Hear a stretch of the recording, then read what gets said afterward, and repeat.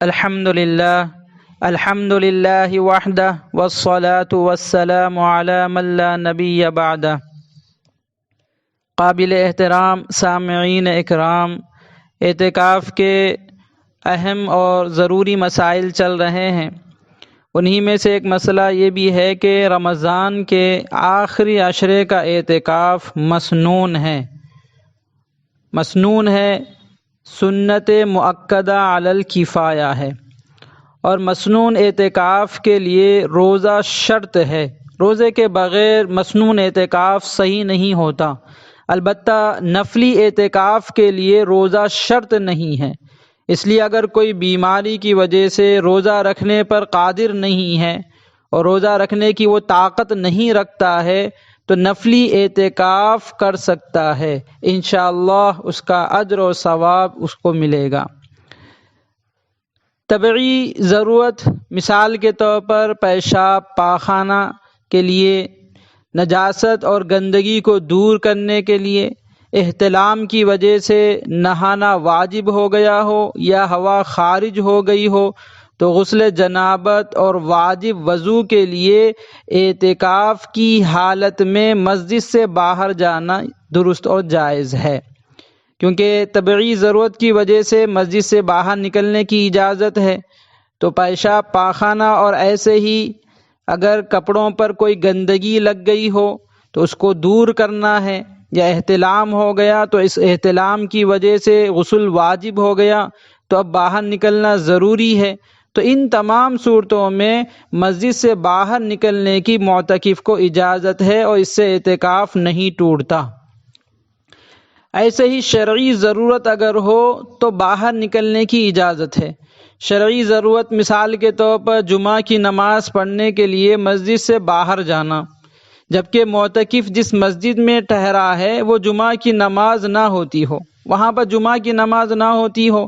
تو مجبوری ہے، شرعی ضرورت ہے جمعہ کی نماز پڑھنے کے لیے۔ اب وہ قریب کی دوسری مسجد میں اگر جا کر جمعہ کی نماز پڑھنا چاہتا ہے تو اب یہ شرعی ضرورت کی وجہ سے باہر نکلنے کی وجہ سے اس کا اعتکاف نہیں ٹوٹے گا۔ فوراً وہ عین وقت پر پہنچے اور جمعہ کی نماز پڑھے اور فوراً پھر اپنے اس مسجد میں جہاں پر وہ اعتکاف کیا ہے وہاں پر آ جائے۔ اگر معتکف پہلے سے باوضو ہے تو وضو علی الوضو، یعنی وضو پر وضو کرنے کے لیے اس کا مسجد سے باہر جانا درست نہیں ہے۔ پہلے سے اسے وضو ہے، پھر وہ صرف ٹھنڈک حاصل کرنے کے لیے یا ایسے ہی مستحب وضو کی نیت سے وہ باہر نکلنا چاہتا ہے تو اب وضو پہلے سے ہونے کی وجہ سے پھر دوبارہ وضو کرنے کے لیے وہ جا رہا ہے تو ایسی صورت میں اس کا اعتکاف ٹوٹ جائے گا۔ ایسے ہی بیڑی سگریٹ پینے کا جو شخص عادی ہو، معتکف ہے لیکن وہ شخص بیڑی اور سگریٹ پینے کا عادی ہے، اسے عادت ہے، تو کوشش تو اس بات کی کرے کہ وہ اس 10 دنوں میں چھوڑ دے۔ کوشش کرے، اللہ تعالیٰ سے دعا کرے اور کوشش کرے کہ یہ سگریٹ اور بیڑی وغیرہ پینے اور جو بھی منع کی ہوئی جو چیزیں ہیں ان چیزوں سے وہ باز آ جائے۔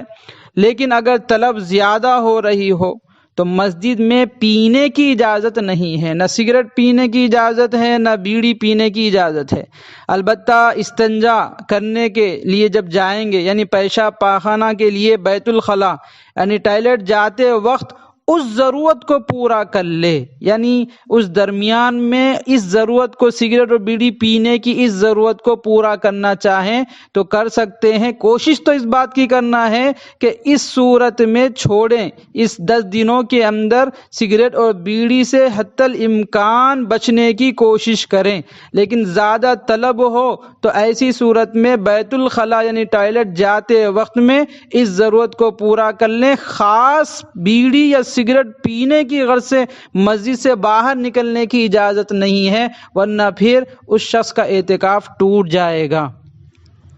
ایسے ہی اضطراری اور مجبوری کی حالت ہے، مجبوری کی حالت میں مسجد سے باہر نکلنا چاہے تو نکل سکتے ہیں۔ مثال کے طور پر مسجد میں آگ لگ جائے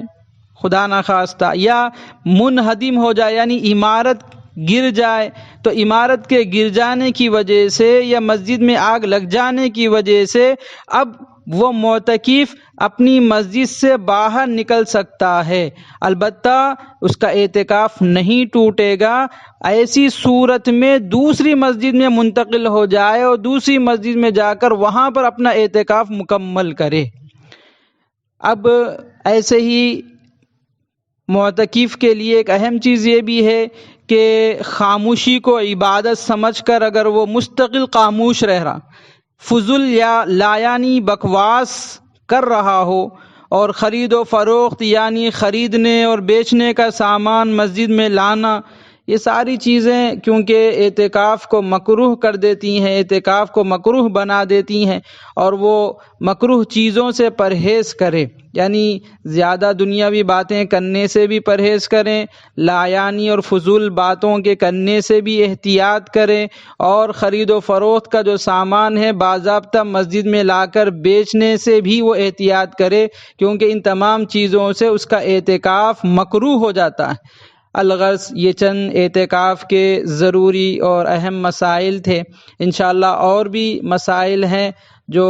اعتکاف اگر مسنون اعتکاف اگر ٹوٹ جائے تو وہاں اس کی قضا کیسے رکھی جائے، اور عورتیں اعتکاف کرنا چاہیں تو ان کا اعتکاف کیسے ہوگا، یہ مسائل انشاءاللہ آئندہ کلپ میں آئیں گے۔ دعا فرمائیں اللہ تعالی ہم تمام کو اعتکاف کرنے کی توفیق نصیب فرمائے، اور اعتکاف کو اس کے تقاضوں اور اس کے مقصد کو سامنے رکھتے ہوئے رکھنے کی توفیق نصیب فرمائے، اور اعتکاف کے رکھنے کے بعد میں جو مقصد اس سے حاصل ہونا ہے وہ مقصد حاصل ہونے کی توفیق نصیب فرمائے۔ وآخر دعوانا ان الحمد للہ رب العالمین۔